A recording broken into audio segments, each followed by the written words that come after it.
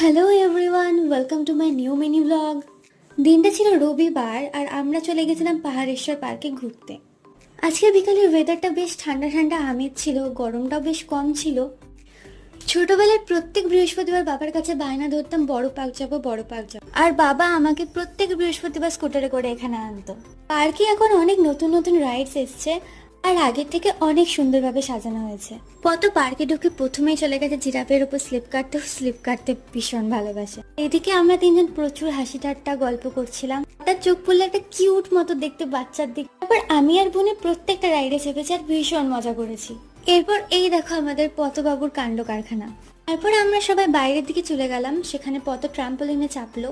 বাস এবার বাড়ি যাওয়ার পালা। সন্ধ্যা হয়ে গেছিল, আমরা বাড়ির পথের জন্য বেরিয়ে গেলাম। তার আগে আমরা শিব মন্দিরে গিয়ে প্রণাম করে নিলাম, তারপর ফুচকা খেয়ে আমরা বাড়ি ফিরে এলাম। ভিডিওটা ভালো লাগলে একটা লাইক